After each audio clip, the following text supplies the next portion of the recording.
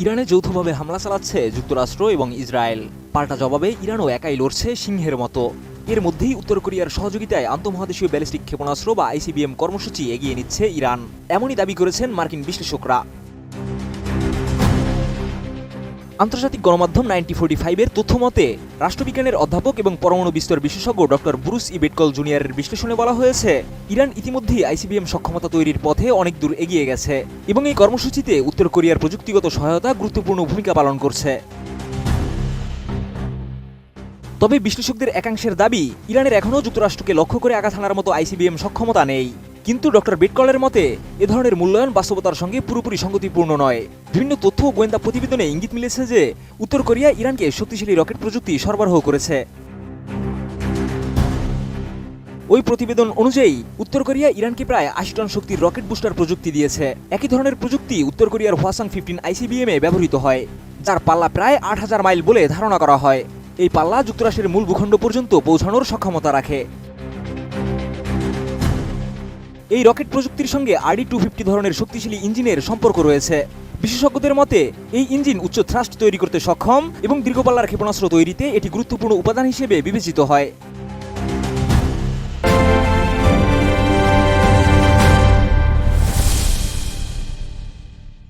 তথ্য অনুযায়ী অন্তত ২০১৩ সাল থেকে উত্তর কোরিয়া ইরানের রকেট প্রযুক্তি উন্নয়নে সহায়তা করে আসছে।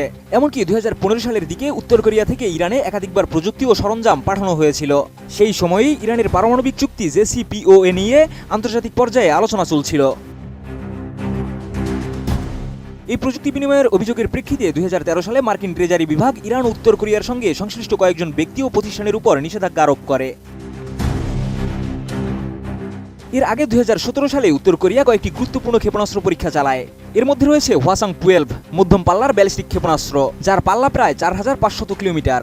একই বছর পরীক্ষা করা হয় হওয়াসাং-14 আইসিবিএম, যা যুক্তরাষ্ট্রের আলাস্কার অ্যাঙ্করেজ পর্যন্ত পৌঁছাতে পারে বলে ধারণা করা হয়।